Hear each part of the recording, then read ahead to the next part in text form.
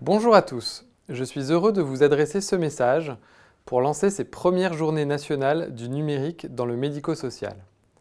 Au cours des 3 dernières années, le numérique en santé a bénéficié d'investissements sans précédent. La crise sanitaire est intervenue au moment où la CNSA venait de poser les fondations du développement du numérique pour le secteur médico-social avec le programme ESMS numérique et a renforcé la prise de conscience du rôle clé joué par le numérique en santé. Le Ségur du numérique en santé, 2 milliards d'euros pour accélérer le virage du numérique, et la stratégie d'accélération santé numérique, 670 millions d'euros pour faire de la France un leader mondial en matière de santé numérique, en sont issus. L'enjeu de la santé des personnes les plus vulnérables est essentiel. Il est désormais important de permettre de bien vieillir et d'améliorer la qualité de vie des personnes vieillissantes. Le numérique peut nous y aider et répondre aux enjeux des parcours complexes des personnes âgées, comme des personnes en situation de handicap. Si vous êtes présent ici, aujourd'hui, c'est parce que vous êtes déjà engagé à renforcer la place du numérique dans les pratiques des professionnels pour améliorer la qualité d'accompagnement des usagers. La transformation numérique du secteur médico-social a véritablement démarré avec le lancement de la phase d'amorçage du programme ESMS numérique début 2021. Le recul est donc moins important que dans le champ sanitaire, mais le bilan est très prometteur. Sous l'impulsion de la délégation ministérielle au numérique en santé, et grâce à la mobilisation de tous les acteurs, plus de 6 900 ESMS se sont lancés dans un projet de mise à niveau de leur logiciel de gestion du dossier usager informatisé. L'utilisation de l'identité numérique de santé se généralise progressivement dans l'ensemble des ESMS. L'ouverture et l'accès au DMP pour les acteurs du médico-social devient une réalité.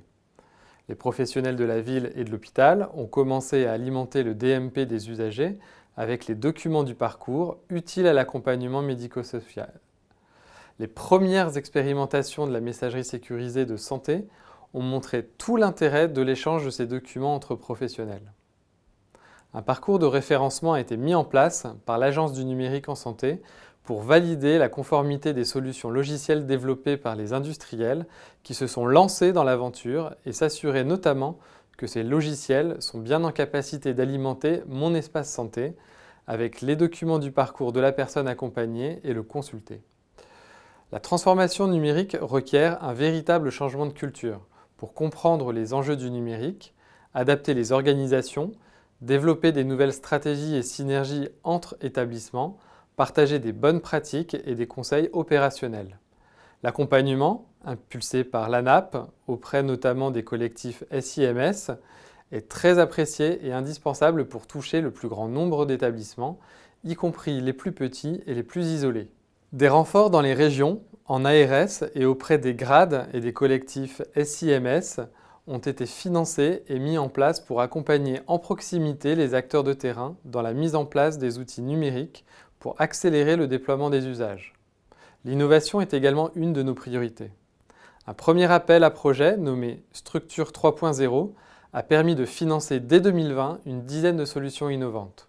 Cet appel à projet a été reconduit en 2022 pour stimuler les acteurs clés de l'accompagnement de demain, en cohérence avec la stratégie d'accélération santé numérique.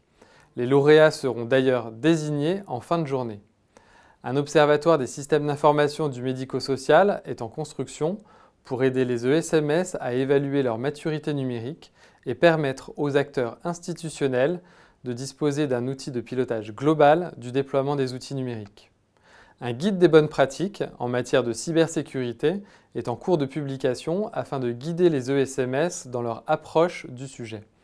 Ces éléments de bilan, non exhaustifs, sont les résultats de la mobilisation collective de tout un écosystème d'acteurs, industriels, professionnels et établissements de santé et du médico-social, associations de patients, ARS, GRAD, engagés pour la e-santé. Mais il reste beaucoup à faire, en particulier sur la cybersécurité, sujet essentiel pour garantir la continuité des parcours, des prises en charge et de l'accompagnement, mais aussi pour garantir à tous les citoyens français que leurs données sont en sécurité. L'actualité nous le rappelle trop souvent et nous devons aller plus loin que la sensibilisation des acteurs. Il faut prendre des mesures d'ampleur pour éviter des situations catastrophiques. Sur la transformation de l'offre, l'EHPAD de demain, plus ouvert, plus médicalisés, le futur service public de l'autonomie, les communautés 360, les centres de ressources territoriaux. Le numérique doit faciliter leur mise en place et s'adapter rapidement à l'offre de demain. Aller plus loin dans la mise en œuvre des outils de coordination entre professionnels et établissements pour mieux gérer toutes les situations complexes. Renforcer les échanges avec les conseils départementaux et les collectivités territoriales qui sont au cœur de l'accompagnement médico-social, tant pour l'accès aux droits que pour les prises en charge effectives. Pérenniser les investissements numériques dans le secteur médico-social et social au-delà de 2025, la fin du Ségur du numérique, pour inscrire la transformation dans la durée et permettre aux acteurs de s'investir pleinement. Là aussi, ce ne sont que quelques exemples. Le numérique est un véritable levier pour accompagner la transformation des acteurs. Merci pour votre présence et merci pour votre engagement.